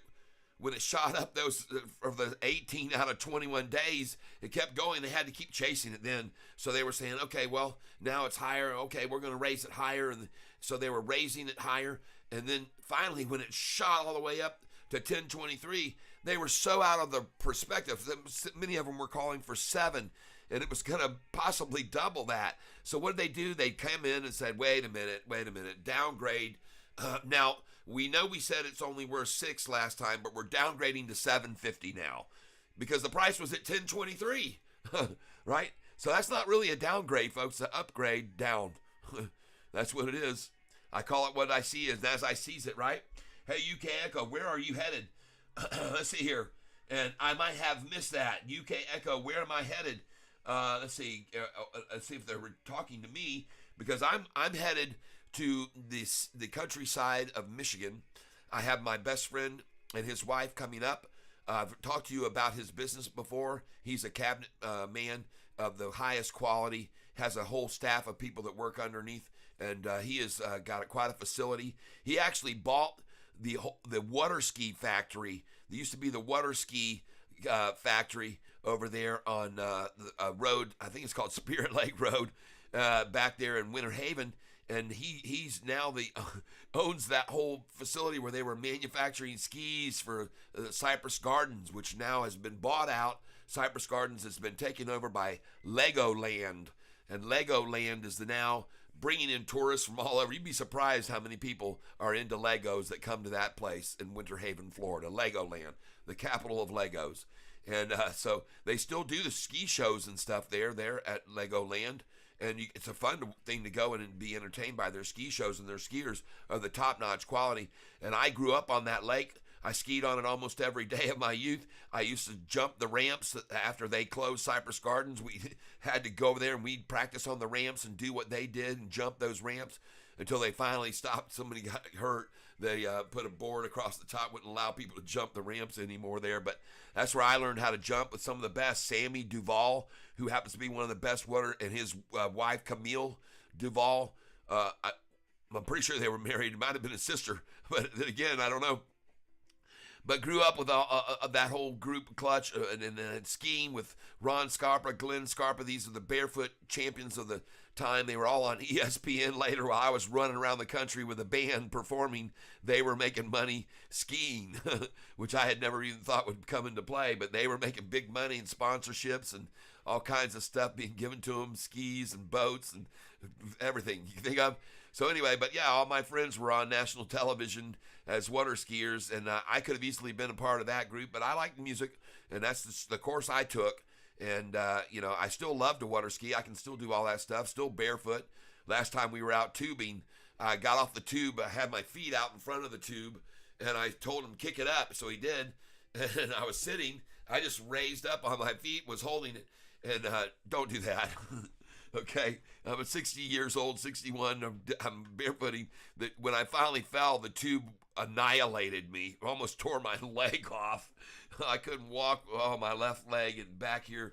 I don't know. It popped when it happened, and I thought, oh no. And what did I do now to myself? But this is the life I lead. All right. Oh yeah, I will be enjoying my time away. One of the reasons that he's coming up is because as kids, we used to grow up and we played in the parking lots of the Publix when we were in high school. Everybody hung out in the Publix, which is like a Winn-Dixie or Kroger's or wherever you may be. Meijer, a big shopping plaza that had a movie theater and all kinds of stuff in it. Or drugs. And we used to hang out in that parking lot, and they let us. The police didn't mind. We were out in the open. We could all be seen. We weren't doing anything out of line. Maybe we drank a beer or two or whatever. They'd come in, grab up and pour out once in a while, but they were cool with us. They let us stay there. We congregated in pretty large groups there, especially after football games on Friday nights and stuff. It was always so packed, and people throwing footballs around, throwing frisbees that were lit up with lights around the edges of them. And so we were there, and Kevin and I used to listen to all the time one of our favorites, Steve Miller. And I was always a singer. I've been singing since I was a knee-high to a tadpole, and so make a long story short, he didn't sing at all, and we started working on his voice. I said, I think you can learn to sing. Let's try it. So I'd hit a note, and he'd hit a note, and then I'd work on it and go lower, and he'd go a little lower, and he'd get it. And we started training his ear. By doing that, I'd hit a note, and I'd say, listen, and when you get close to the note, if you're coming up to it, it's really weird phonically what happens to your eardrums. You get this, you can hear this vibration, and then it comes into tune, but so he was training. I said, listen, and it's really weird when you get real close to a note, that vibration, it gets faster and faster. First it's kind of like, and then it's even, and then you're like, oh, and I said, you hear that? I think you're on. So we sat there, we did that in the parking lot night after night, listening to, and we turned the music off, and we just did it vocally. I'd hit a note, and he'd hit it, and I'd hit a note, and he got better and better and better. And the next thing you know, dadgummit, one day, after I'd been in my band out in Houston and toured with them and left them because they didn't want to do original music, came back, started my own band. I'm up on stage playing at this event. We're having this massive party. There's people dancing. The floor is actually moving like this, about 2 or 3 inches in this old cabin. We were playing my friend Steve Schultz in the place that he was down on the lake on the property. And man, everything was rocking. We were doing a song. All of a sudden, Kevin jumps up on the stage, hits that mic, and starts singing the harmony part. Man, I was blown away. I mean, we had a moment, a connective moment where I looked over at him and he looked at me, and our eyes, and he kind of gave me and we knew, and it was a moment we had that I'll never forget, of just such happiness and such content and so much joy to be the two of us up there singing together, and he was doing the harmony, the backup harmony parts. And I just was, what a moment, what a memory, what a great time. So he's coming up here because Steve Miller's playing Saturday night. I called him up. I said, hey, this is like a week and a half ago. I called him and said, hey, Kevin, guess what? He goes, what? Steve Miller's playing here Saturday, whatever, August. He says, what? And next thing I know, bam, he was on the phone. He right away, he was on, jumped on the computer, bought tickets to fly up here. So we're going to be not only are we going to be touring the countryside and having fun looking at beautiful parts of Michigan, but we're also going to be going to that concert on Saturday night. So that's what we're doing. Hey, Gary, back. Yeah, thank you for being here. Oh, yeah, we're going to have time. Back in 2010, I went to Mackinac Island, had a great time there. Yes, Gary, absolutely. Now, yeah, you have touched on a story that I am going to tell you now about my beautiful wife and I. And folks, this is kind of stuff that fairy tales are made of, believe it or not. So we're going to have to go way back. We're going to have to go way back here, folks, to the year 1982, which would have been the year that my wife graduated high school in 83 and came to Florida with her friend for a few days, or actually to move. I graduated in 82 and we met in 83. That's right. That's what I said. That's exactly what I said. Thank you for clarifying. She graduated in 82. In 83 came to Florida, where I was living in Winter Haven, working at the time, and as probably an electrician at that time. And she came down there and with her friend, and they stayed with their aunt. They were going to get jobs, and they were maybe going to move to Florida. So anyway, it happens that on a Friday night or Saturday night I was trying to figure out, should I go out or not? And I said, nah, I'm not going to go out tonight. I just feel too tired. I'm pooped. And I'm just going to take it easy. All of a sudden, the phone rang. One of my friends called, hey, what are you doing? And I says, I'm going to take it easy tonight, man. I'm kind of just tired. He says, get your ass out of bed. Get up here, and we're going to be at Jason's. And that bar had been once called in Winter Haven, called the Nickelodeon when it first opened, and then it turned into the Brass Rail, and then it became Jason's. So here we were, and they talked me into it. Said, get your butt up here, man. So I got in the shower, and I was shaving, and I thought, oh, well, maybe, who knows, it might be fun. I went on up there, got with my friends, we're all sitting at the table. I noticed when I walked in, and it was later, it was probably about 10:30, because I wasn't even going to go out, maybe 11. I walked in around 11, and I noticed right away, across the way, this girl, and I thought, wow, I've never seen her in here before. She's cute. And so we talked for a little bit with my guys, and I said, I'm going to go ask this girl to dance. Good song came on. Walked over, and she was sitting there with her friend, and her friend had a guy that was with her, but she seemed alone. So I said, hey, I'm curious. I said, the first thing I said to her was, would you like to dance? And she said, no. And I said, oh, okay. And so I said, but I'm curious. I said, you kind of look familiar. I said, did you go to school with me maybe, where we're in the English class? And she goes, not unless you went to school in Williamston, Michigan. And I said, oh, nope, that's not a possibility, so it's not you. I'll see you. Turned around and walked away.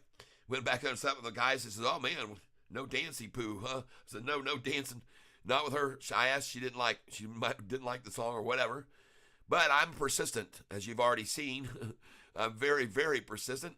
And so later on in the night, I had been sitting there watching, and I danced with other girls. I would go over and dance with other girls and having a good time dancing, and and then I went back over on another good song. I said, hey, you want to dance? No, she said. I'm like, wow, tough. And so I turned around, walked off, went up, and I went to the DJ. I says, hey, man, slap on this song for me. And I don't know which song it was, but I'm going to take a guess that it was probably either You Dropped the Bomb on Me or Whip It Baby. So Let It Whip. The Daz Band, you probably know these songs, but anyway, one of them, it came on, and the guys that I got up from the table, someone go ask that girl, they said, well, man, she's already cut you down, you're going to bury you again. I said, you know what? I said, she doesn't like this song.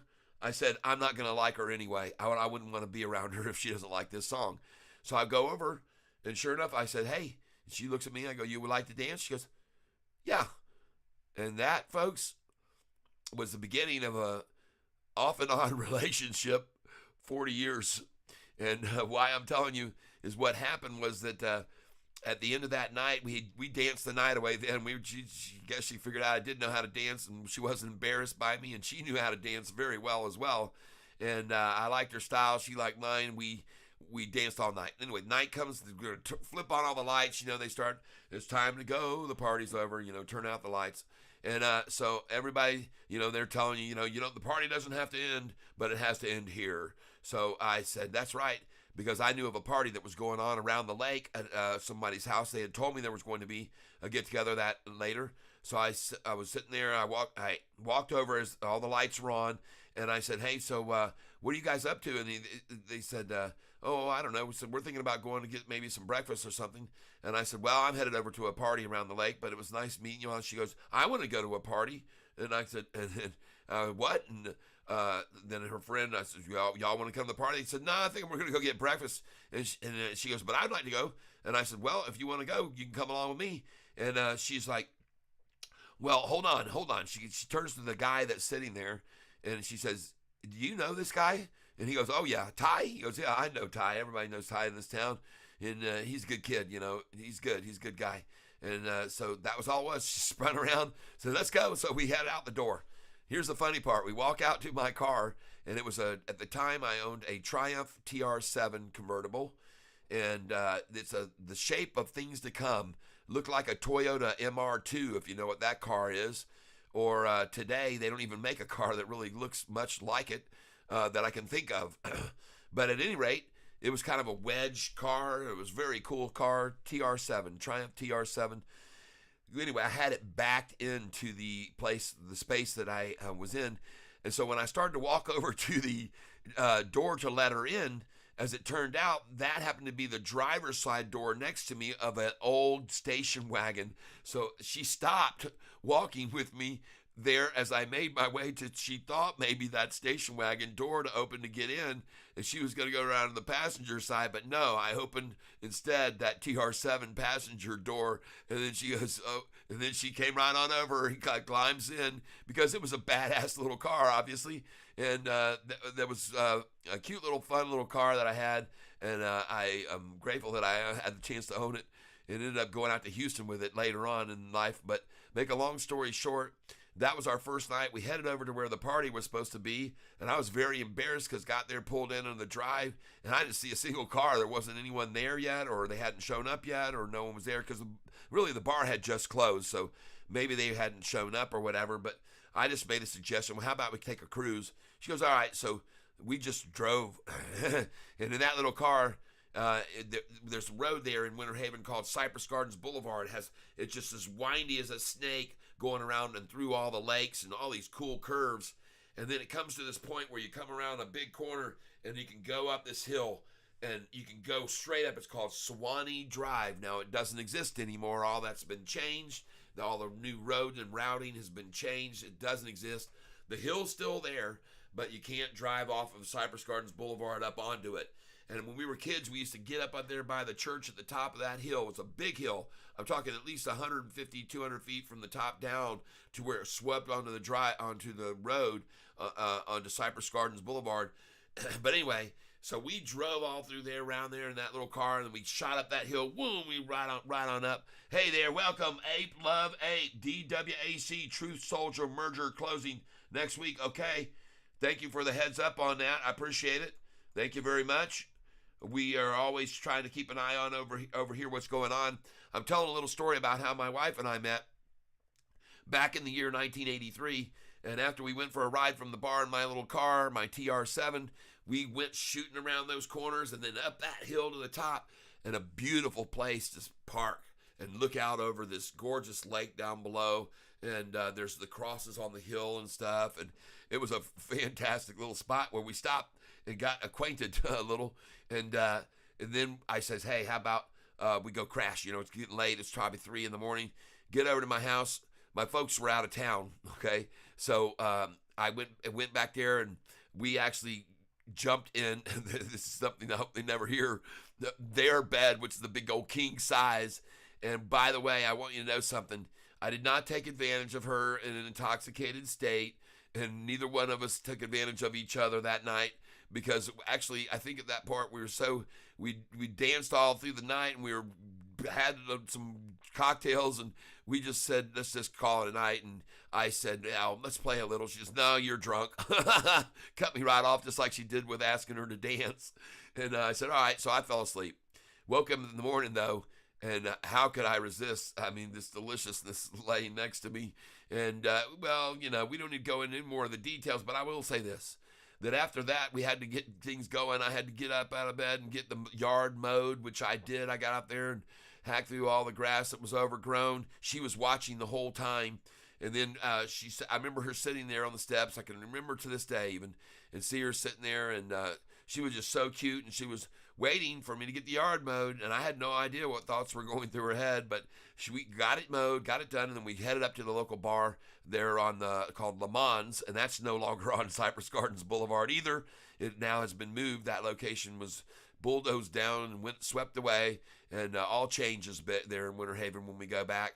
And we went to the Le Mans, though, and we hung out there at the bar, and we had a good time. And I finally says, okay, well, this is later in the afternoon. Let's get on back over to where you live, and which is in Haines City, where her aunt was living. And so we start heading back over, and we're driving in the little TR7 out to Haines City. We get off the Haines City exit, and I go, all right, where are we headed? And she goes, I'm not really sure. I said, what do you mean? She goes, well, you go right, so we go right, and we go down, and she says, there's the ABC, okay, maybe, yeah, let's turn here. So we turn, and we go back in a few roads, and no, this doesn't look familiar, and to make a long story short, we ended up driving around for, I'm going to guess, at least a half an hour. She even tried looking up a phone in the phone book. Her aunt's phone number wasn't listed, and so I'm sitting here thinking, oh, no, we going to be able to get her back where she belongs or not? It was sort of a funny thing that had occurred, but that's just one of the little things, because after when we did finally get there and found the location after going through all that neighborhood and all the streets and everywhere, we finally did get there, and I got her dropped off, and then we did see each other several times with her and her friend. I had a great friend named Gary Sternad who owned a sailboat over there on the lake, and we went out sailing and stuff together. We did a lot of fun things together. We partied the nights together, shotgunning beers and having good times. But then, money ran out, time ran out. They finally decided to head on back north because Pops and nobody else would send them any more money, and they didn't want to work at Circus World, where they went and filled out applications and went in, sat in the parking lot, and decided we don't want to do this for a living. So neither of them went in for their even their interviews, and never started. They had already done that. They were supposed to start work that day. They were the first day, and they just said they didn't want to do it. And they turned and they headed north. And I didn't see them again. And it was so much longer, in fact, that I had moved over to Houston. Like I said, I took my little TR7, moved out there. Thing exploded on the way there. I had to just keep pouring water into the radiator. I was buying antifreeze and pouring gallon after gallon as I drove across, as it kept spewing, and something was wrong with the water pump. But I didn't care. I just drove it all the way out there, got there with my aunt and uncle and my cousins and all, and started a new life. As working as an electrician and eventually for a waterbed company. And that's another story that we'll get to one day. But to make a long story short, while I was there, I got a phone call one time, and I was out in the pool and with my little dog, and I heard the phone ring, picked it up, and it was Cheryl. And she says, what are you doing? And I says, oh my gosh. She says, it's me and Dodie. I'm like, oh, golly, what are you guys doing? And they said, well, we're just checking in, where are you? And I said, well, I'm not in Winter Haven anymore. I moved out to Houston, Texas. Oh, wow. And then Cheryl says, I work for this company, such and such and such. I can't remember who it was. And she said, but hey, maybe they have some locations there in your area. And I said, oh, wow. She said, maybe I could come down. I was like, wow. And I was like, yeah. So she sent me a letter. She sent me a letter. Inside it, she had her application for me to go and take into this place for her where she might be able to work and transfer to. Well, to back up just a little bit more, before I met her that night in that bar, I had just broken up with my girlfriend, who I'd had for 2 years in Winter Haven. And when I left Winter Haven and was out there, me and her started communicating again. She actually left Winter Haven and moved back to Louisiana, Shreveport, 4 hours away from Houston, and we started communicating again, and we rekindled our relationship, you might say, and then we got back together. So nothing ever happened. I didn't get the application to Cheryl's to the company that she wanted to, and that fizzled away, and I never wrote or called again. I put that letter that I had from hers in my letter bag, because every letter that I've ever received from anyone I've kept my whole life. I have actually 2 big bags, burlap, not burlap, but they're canvas bags, and they're full of letters and other things, other important documents. So now let's just jump from me living in Houston and then having that band I was touring with, and then coming back to Orlando, forming my band there, living there for about 20 years. And in the year 2000, I got on the Wheel of Fortune. And hello, I want to say, yes, we're going to look into DWAC here in a little bit. Ape, just hold on a second. I'm not denying what you're saying. I just want to finish this story because I think it's kind of interesting. So at any rate, I did get my opportunity to get into the studios through Full Sail, which is a recording studio conglomerate college in Orlando, Florida, and that's what they specialize in, audio, video.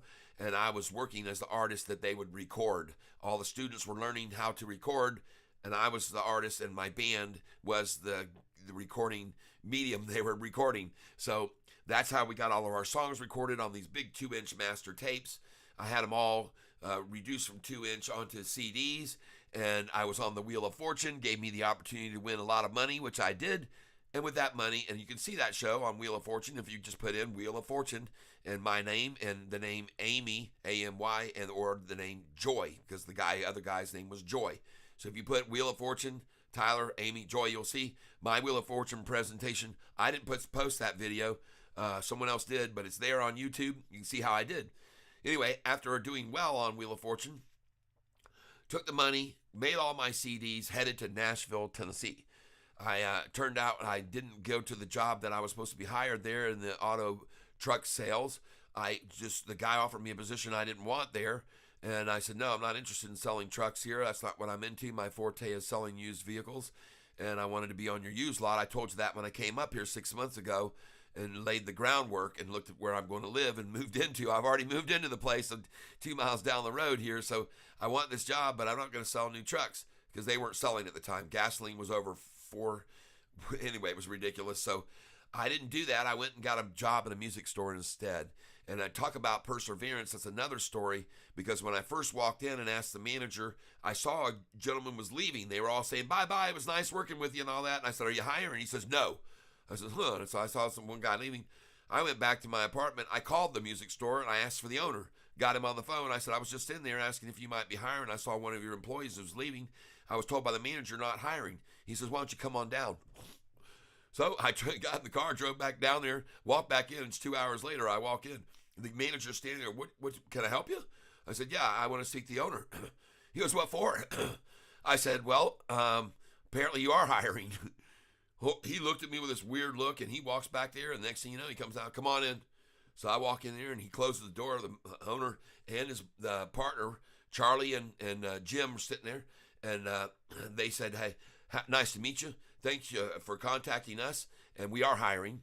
And I said, that gentleman right there is one you're going to be replacing if you have the resume and the background. So they interviewed me right there with my background in sales, in the music business, and all the instruments I play and my musical interest and so forth. And they hired me right then. And so that's how I got that job. Again, being persistent. Because if you just take what people say sometimes at face value, you have to look deeper, right? That's what catfish does. And so I went in there and started working, and I was running a music place.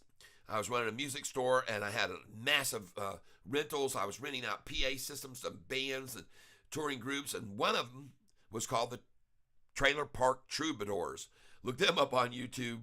Hancy McLean, the guy that runs that band, is one of the most talented people I've ever met in my life. He's one of the most creative writers I've ever heard. His melodies, his music, the Trailer Park Troubadours, folks. Go to YouTube, check them out. They dress all up in outfits, and I played with them a few times, actually. Jumped up on stage playing sax and doing some stuff with them, and had some good times with those guys. But the manager of that band was a lady, a girl, I will say, and she came into the store one day, and she, out of the blue, says, hey, I heard you're from Ireland. You have Irish background. I said, yeah.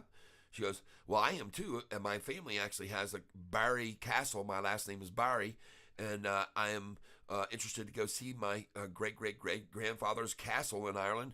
Don't have anyone to go with. Would you want to go along? And I was like, right out of the blue, I was like, well, yeah, sure. You know, I wasn't dating anybody, seeing anybody. I was and I wasn't really that as far as that type of interest in her because to me, just wasn't my type of girl really. But I thought, hey, I'll go along because I've never been to Ireland and it sounds like fun. So put in for some leave. I got a week to leave, and I was looking for my passport.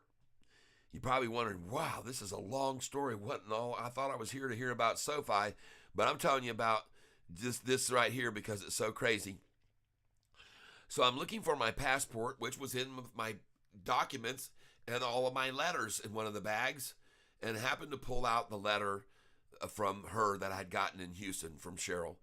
And I opened it up, I read it, and then I thought to myself, me and that girl and I, we had so much fun together. I wonder what the heck she's doing now. And I saw the return address was Williamston, Michigan. So I went on to Classmates' website. It's before I went on the trip to Ireland, and I typed on there, on the Williamston, Michigan high school message board, hello, does anyone know Cheryl Weston? I am curious because I dated her 20-something years ago. I'm just curious. Well, and then I sent that off, and I went on my merry way on my vacation to Ireland, which was so much fun. And I had a great time, but not as much fun as the last time I was there, because there's another story about Ireland with my wife I want to tell you. But at any rate, we did have a lot of fun seeing Ireland. We saw Dublin. We went out to the Cliffs of Moher to see the Cliffs of Moher, and we did all the things that you would want to do, sightseeing, eating all the great grub, and had some fun there. But that wasn't the end of the story, because when I got back from my trip to Ireland, which was just a wonderful time, I love the people there. I got on my email and I saw you found me, and that was how Cheryl and I, her friend had actually told her, and she couldn't remember how to get back in touch with me. She didn't know what high school I went to on Classmates. She didn't remember strangely enough, she was talking to her sister about me reaching out to try to get a hold of her, and her sister says, wasn't it Winter Haven? And Cheryl was like, oh my gosh, I think that was it. Types in Winter Haven, found me. So wrote a message back. We started communicating. I was like, wow. So I wrote back. She wrote back. I wrote back. All right, now we started dating long distance. And I said, listen, if you go see your folks every year when they go to Florida for the winter time, you're coming right through Nashville. Stop and see me. So I got her a hotel on her way down. She didn't stop. She did on the way back. She was with 3 children she'd had from her 2 previous marriages. She had a daughter with the first marriage and a son and daughter with the second marriage. And they were all ranging from the ages of about 13, I think the oldest Chelsea was, down to the youngest. We had Alex in the middle, probably about 9. And then Nick was, I think, around 7. So anyway, they all were in the car. They stopped at the hotel. They got the hotel, checked in, and I went over there. And I met them all. And it was really sort of like time had stood still between her and I when we saw each other. When she opened that doorway of the hotel it was at an Embassy Suites. And I can remember walking in there, meeting her kids and having fun with them. And we went out to dinner. And these are other crazy stories that go on about the dinners we had, the first couple, because their kids, the first one got sick the first night, and the second one got sick the second night, right there at the dinner table the second night. First one, I could almost get into the men's bathroom before he spewed, and the second one uncorked right at the dinner table with everybody. And so to make a long story short, folks, that's how we got back together. And then eventually we kept growing our relationship from long distance. I came up to see her in the Williamston area where she was living. And then she came back down and we went to some concerts together. I have to tell you about that too one time. But we just had, it grew and nurtured. And finally I moved up here, started working up here, and we got married in 2004, May 8th, 2004. And that's the story of how the two of us got back together. But what does that have to do, you might think, with Mackinac Island? Okay. And so I'm going to bring it up now because it was spoken over here. Someone had just got through saying a little bit ago that they went to Mackinac Island. And I'm going to bring this up now. Gary, if you're still with me, here's how this comes full circle with Mackinac Island. Because when Cheryl and I first got back together down there and she came to see me in Nashville, we did one of these kind of things where I said, "What's your favorite movie?" She asked me mine. I asked her favorite this and that, and her favorite movie that I have was called Somewhere in Time. And as you probably, or some of you might know, if you know of this movie, it was kind of a cult movie, actually. And it's a fantastic movie, I thought. And I love the movie. The ending is harsh, but it's the realities of life. And it has a beautiful ending, actually, in the end of the end. And to make a long story short, it was filmed on Mackinac Island at a place called the Grand Hotel. At the time it was built, it was touted as having the largest balcony of any hotel that had ever been built in the world's largest. And so anyway, when I got up here finally and moved up here, and we did watch that movie together. I said, "Oh my gosh, well I have the movie. I'll pull it out. We'll watch it." We watched it, and she liked the movie too. It's a beautiful movie. Go look it up, check it out if you can find it on American Classics or whatever. It's just such a well-written movie, so cool. The whole concept of traveling through time, so anyway, it was filmed on Mackinac Island. However, I had no idea of this. When you watch the movie, you see the guy driving around in Chicago, and then he's leaving. He's having trouble writing a play, and he's having trouble with the words, and he decides to get out of town, and they're pressuring him to come up with something new. His agent, and they're all pressuring him. "Hey, man, we got to have something now. They're waiting." He splits out of town, and you don't know where he's driving off to, but the next scene you see, he pulls past the entrance to this hotel. He drives by it. He stops. He backs up. He says, "Oh, that looks curious," and he pulls in to the Grand Hotel. So I had no idea. So here we go. After I move up here, and we hadn't even been married yet, she says, "Let's go up north. We're going to go see a place called Mackinac Island." I said, "Oh, so cool." So we went up there. We had tents and stuff. We got a place at the KOA campground. Yeah. Yes. All right, Gary. Yes. Oh, nice, brother. Gary says, "Nice, brother." Yep. He says, "I took a picture of that same tree from the movie. It's a really cool movie." Well, I am very jealous of you for getting a picture of that same tree, because my damn wife and I, we rode bikes completely around that entire island looking for the place for that scene where that